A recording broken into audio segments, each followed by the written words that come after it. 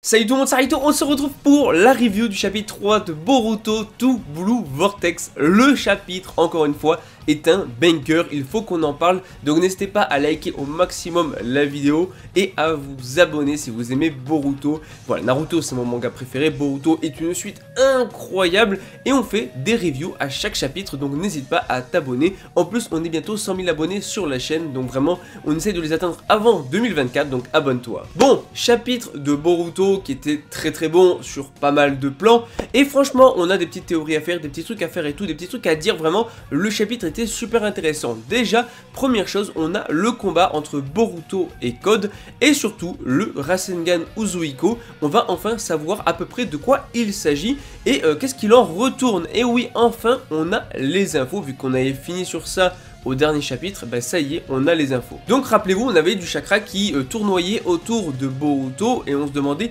quelle était la nature de cette technique là. Et en fait, voilà, vraiment il met un coup de pression à Code. Voilà, il le redit une dernière fois, c'est simple, soit tu me dis où se trouve le démon Adike et tu vis, soit t'es mort. Et ben, Code va bien évidemment pas capituler, donc il va attaquer Boruto. Donc voilà, Boruto il va essayer, enfin il va esquiver et il va même tout simplement donner un coup à Code, et Code va attraper son bras. Et au moment où Code attrape son bras, on voit que le sort de tourbillonnement va directement aller se mettre sur Code, comme s'il transférait justement ça à Code. Et c'est là où c'est excellent, et le principe même de la technique est vraiment génial, et c'est Code qui va en subir les conséquences. Puisque Code, après ça, il va donc, malgré le fait qu'il ait toujours ses tourbillons autour du bras, il va essayer d'attaquer Boruto et tout, sauf qu'il n'arrive pas du tout à toucher Boruto. Et là du coup il se pose des questions, pourquoi est-ce qu'il n'arrive pas du tout à toucher Boruto? D'ailleurs Boruto va carrément lui balancer le Rasengan Uzuiko, et Code va prendre beaucoup trop cher, même s'il tient encore debout. Finalement l'attaque n'a pas été fatale, bien que Boruto pensait justement que Code allait s'effondrer après cette attaque là. Non, voilà, il reste debout, mais par contre il subit très bien les conséquences de l'attaque. Mais pour développer un petit peu du coup la technique Uzuiko de Boruto, en gros il va tout simplement créer un Rasengan avec le chakra directement de la planète. Oui, le chakra de la planète c'est juste une dinguerie, et il va insuffler en fait la rotation de la planète dans son Rasengan. Donc oui, le gars utilise littéralement la rotation de la planète elle-même. Franchement c'est une technique de zinzin, ça se rapproche pas mal finalement de la technique du mode ermite, hein, qui puise, je rappelle, dans l'énergie de la planète, mais en tout cas de l'énergie, donc de la nature en général, tout ça. Donc là c'est un peu le même délire justement, et donc on peut se demander, est-ce que Boruto ne se serait pas entraîné au mont Myoboku? D'autant plus que, on va en parler maintenant, mais il y a un crapaud à la fin où Boruto justement va servir du crapaud pour essayer de retrouver Jubi. Et qui c'est qui utilise des crapauds dans l'univers de Boruto actuellement?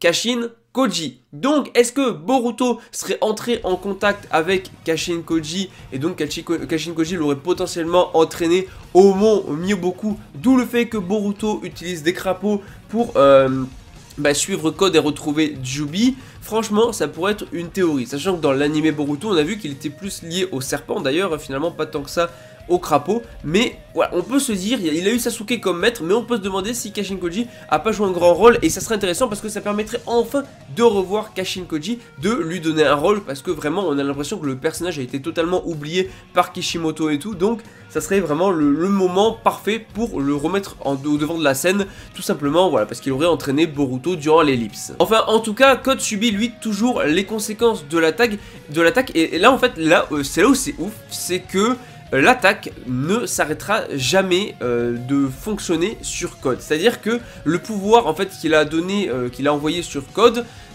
circulera dans son corps à jamais, et ça ne s'arrêtera jamais. Voilà, le seul moyen pour que ça s'arrête, c'est d'arrêter la rotation de la planète, parce que en fait ça vient effectivement, comme j'ai dit, de la rotation de la planète. Donc si la planète arrête d'avoir une rotation, en gros ça revient à dire que la planète meurt, hein, littéralement.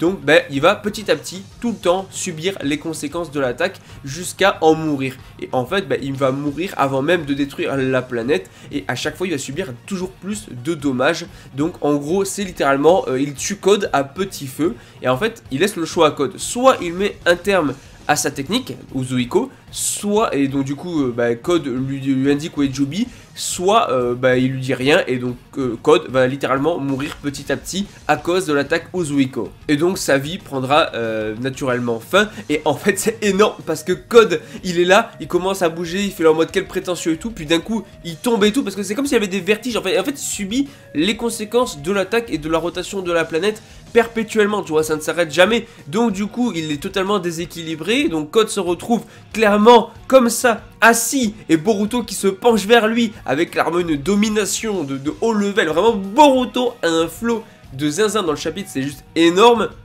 et vraiment il s'approche de lui, Code il stresse, il panique un petit peu et tout, sauf que avant qu'il règle le cas de Code, et que du coup Code décide soit de mourir et de laisser sa vie prendre fin, soit d'indiquer à Boruto, on a Kawaki qui va intervenir, mais pas seulement Kawaki, il y a aussi Imawari, ainsi que la team Shikadai, et c'est intéressant, parce que déjà on a la confrontation Boruto-Kawaki, ou en tout cas confrontation pas en termes de combat, même si Kawaki dès le début attaque Boruto, mais surtout confrontation verbale, tu vois, et on va également avoir Imawari qui va jouer un rôle important, en tout cas j'espère, qui est ici, qui va très bien, pas de souci là-dessus, Boruto est d'ailleurs soulagé, et on a la team Shikadai. Il faut savoir que Code va en profiter pour utiliser ses marques de griffes, ces griffes trucs là, pour justement se téléporter et partir un peu plus loin. Donc en fait Kawaki va envoyer directement Shikadai et les autres détruire les griffes partout qu'il y a autour de Konoha, histoire donc du coup d'empêcher Code de s'échapper.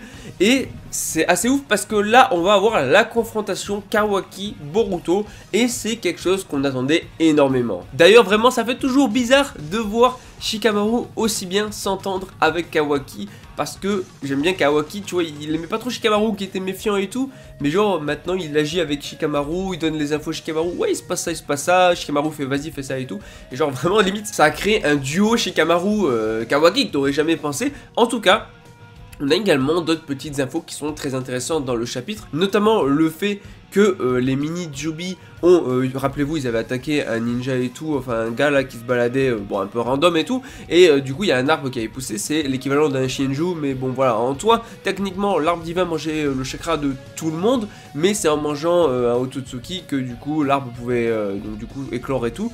Et là c'est un petit peu des sortes de versions d'arbre de Shinju, mais raté puisque c'est pas vraiment des Otsutsuki qui mangent, hein, c'est de simples random, mais en gros ils ont plus ou moins la fonction, ces mini Joby, ils ont plus ou moins la fonction d'un vrai Joby, tu vois, c'est vraiment des mini Joby, mais qui du coup en mangeant des petits random comme ça, bon, vont pas donner de grands Shinju, tu vois, mais c'est intéressant de voir ça. D'ailleurs Bug aussi a été pris dans une attaque, enfin elle s'est transformée en, enfin ça a été bouffé par attaqué par un des mini Joby, donc on le voit dans le chapitre. Mais sinon on va revenir sur vraiment Boruto Kawaki, il faut qu'on parle. D'ailleurs Sarada ne va pas trop intervenir dans le chapitre, si ce n'est pour le mini Joby qui a attaqué le gars justement, mais sinon Sarada pour l'instant sert pas trop. Et là alors la confrontation, alors déjà Kawaki qui te sort, ça fait 3 ans cette apparence, est-ce que tu serais pas devenu un enfant Uchiwa, enfin adoptif des Uchiwa ou quelque chose du genre?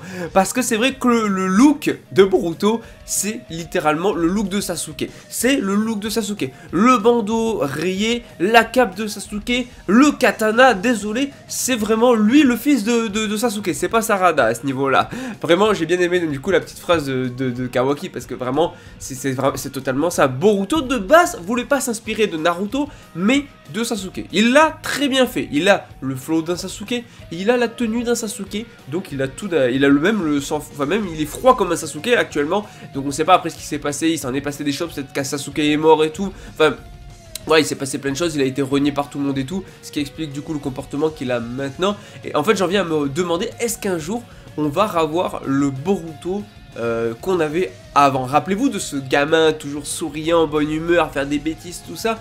Est-ce qu'on va le revoir? Je ne pense pas. Enfin, vraiment, j'ai l'impression qu'on va partir sur un Boruto qui, pendant tout le Boruto Double Vortex, sera différent de ce qu'il a été avant. Et on ne retrouvera jamais ce magnifique sourire qu'avait le Boruto d'avant, je pense. Enfin, peut-être à la fin du manga, mais pour l'instant, en tout cas, c'est pas d'actualité. En tout cas, on a Kawaki qui lui demande pourquoi revenir, à moins qu'il ait choisi de mourir, hein, chez lui, tu vois, dans son village et tout. Et Boruto qui dit, j'ai une phrase qui est assez surprenante, ce n'est pas mal de mourir à Konoha, qu'effectivement c'est là qu'il a vécu, mais il dit mais aujourd'hui n'est pas le jour, comme s'il sous-entendait qu'il y a un jour, pas de vieillesse, et un jour il mourra peut-être prochainement dans un combat, il a déjà prévu qu'il allait mourir contre Kawaki, ou qu'il allait se passer un truc plus tard, tu vois. Genre, voilà, après peut-être juste, il dit juste pas, c'est pas le moment, c'est pas le jour, parce que voilà, il mourra de vieillesse plus tard, mais la phrase est assez surprenante. Enfin maintenant, on n'a pas grand chose du côté Kawaki Boruto, si ce n'est que Boruto a bel et bien un crapaud, comme j'en ai parlé tout à l'heure, et ça pourrait faire le lien avec Kashin, Koji, tout ça. Donc le crapaud est allé dans la dimension avec Code où il y a Jubi, et Boruto a trouvé la dimension, parce que Boruto communique avec ce crapaud, et donc du coup c'est où est Jubi. Et là, ça vient sur un Boruto mais ultra sérieux et tout, qui te fait ça, en mode... alors est-ce qu'il va se téléporter, est-ce qu'il va réussir à se téléporter grâce au Kaba potentiellement dans la dimension de Jubi, ce qui est possible aussi, directement aller chercher Jubi qui d'ailleurs, mais il en reste plus grand chose du Jubi, hein. Il en reste plus grand chose, il lui a pompé tout, il lui a tout pompé là vraiment avec ses griffes Code, et il n'y a plus de gros Jubi géant là, avec son armée qu'il a créé, il reste un mini Jubi tout fin, tout maigre le pauvre, et voilà, il va falloir lui donner à manger. Enfin en tout cas, du coup maintenant Boruto, est-ce que, voilà, quand il fait ça, c'est pour aller dans la dimension où il y a Jubi, ou bien est-ce qu'il va combattre Kawaki? Bien que pour l'instant, il n'a aucun intérêt ni à combattre Kawaki, ni à rester à Konoha, puisque Code n'y est plus, et Code est retourné dans l'autre dimension. Donc voilà, il a tout intérêt à y aller plutôt du côté de Code et de Jubi. Il n'a aucun intérêt à affronter Kawaki maintenant, en fait. Tout simplement, le combat n'aurait aucun sens. Peut-être pour Kawaki, ça aurait du sens, mais pour Boruto, non. Parce que Boruto, de toute façon, lui, là, c'est pas sa priorité d'affronter Kawaki. Clairement, sa priorité, c'est d'empêcher Code d'utiliser Jubi, parce que Jubi est plus dangereux encore qu'on ne le pense. Déjà on sait qu'il est dangereux, mais il faut se méfier, parce qu'à tout moment tu vas voir Jubi qui va manger Code, qui n'est pas réellement totalement un Otsutsuki, mais qui a un Kama blanc, tout ça, et tu vas voir un Jubi bizarroïde parce qu'il aura mangé Code. Imaginez, bon là, non attends, je pars trop loin, je pars beaucoup trop loin. Enfin franchement, chapitre de zinzin, je surkiffe Boruto, je kiffe cette suite, Boruto to Blue Vortex, chapitre 3, c'était vraiment extraordinaire, encore un gros banger.